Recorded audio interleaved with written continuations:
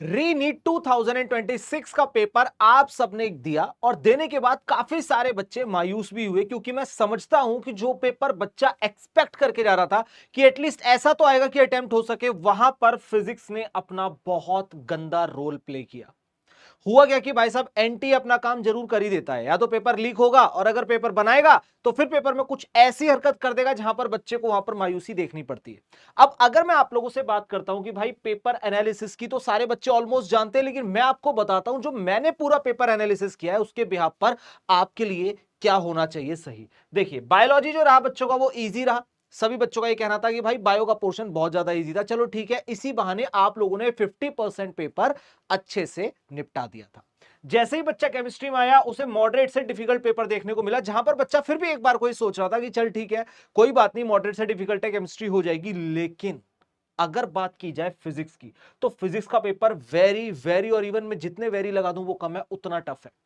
उतना tough paper physics का आया। आप एक बात बताइए, अगर आप फिजिक्स के पेपर को जेई मेन से ऊपर लेवल का कर देते हैं, जो कि आपने किया हुआ है ऑलरेडी, मैंने क्वेश्चन सारे देखे हैं बहुत अच्छे से, तो अगर आप जेई मेन से ऊपर का क्वेश्चन पेपर कर देंगे तो भाई वहां पर टाइम भी तो देखिए ना, कितना ज्यादा डिफरेंस है टाइम का। वहां पर आपको डबल टाइम मिलता है और यहां पर बहुत मिनिमम टाइम आपको मिला हुआ है। तो आपने अगर 15 मिनट बढ़ाए थे तो इसीलिए बढ़ाए थे क्या कि आप पेपर को इस तरीके से करने वाले थे? चलिए कोई बात नहीं, लेकिन फिर भी मैं बच्चों से ये कहना चाहूंगा कि आप अपनी उम्मीद को मत तोड़ना, क्योंकि अगर आप 500 से ऊपर नंबर के अंदर आ रहे हैं ना तो आप सेफ स्कोर के अंदर है। क्योंकि देखो यार, पेपर एक बच्चे का नहीं, ऑलमोस्ट सभी का सेम गया है, ठीक है। या फिर मैं ये बोलूं कि आप में से कुछ चुनिंदा बच्चे जिनका खराब गया है, तो ऐसा नहीं है। सभी बच्चों का सेम कंसर्न था, सभी बच्चों का सेम कहना था कि पेपर लेवल टफ आया है, और यहां पर टफ पेपर होने की वजह से कट ऑफ आपकी बहुत ज्यादा लो चली जाएगी। अब हम लोग बात करते हैं एक बार कि कितने नंबर पर आपको गवर्नमेंट कॉलेज मिलने की पूरी पूरी आशंका है। अगर पेपर को ध्यान में रखते हुए हम लोग ध्यान से देखें तो भाई अनरिजर्व कैटेगरी, मतलब जो जनरल कैटेगरी के अंदर बच्चे आते हैं, वो 540 मार्क्स रफली लेकर के चले, +-10 आपका हो सकता है।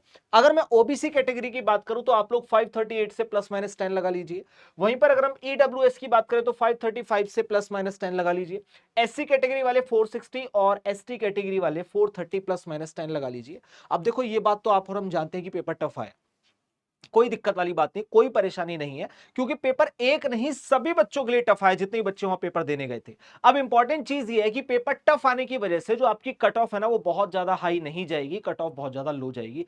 और मुझे तो लगता भी नहीं कोई बच्चा 720 आउट ऑफ 720 स्कोर भी करेगा, क्योंकि अब तक जो मैंने सुना है वो बहुत कम, मिनिमम उसी के बेसिस पर मैंने ये मार्क्स आपके लगा करके दिए हैं। अगर आप 550 प्लस में आ रहे हैं ना, अगर आप 550 प्लस में आ रहे हैं, तो नो डाउट मैं आपको ये चीज गारंटी के साथ बोल सकता हूं कि आप बहुत ज्यादा सेफ स्कोर की तरफ है। और इतना स्कोर करने के बाद ना आपको आराम से घर में बैठ जाना चाहिए और अपने रिजल्ट का वेट करना चाहिए। यानी कि जब आपकी काउंसलिंग वगैरह होगी तो आपको पता चल जाएगा कि हाँ भाई आप लोग बहुत अच्छी रैंक के अंदर आ रहे हैं, कोई दिक्कत वाली बात नहीं है।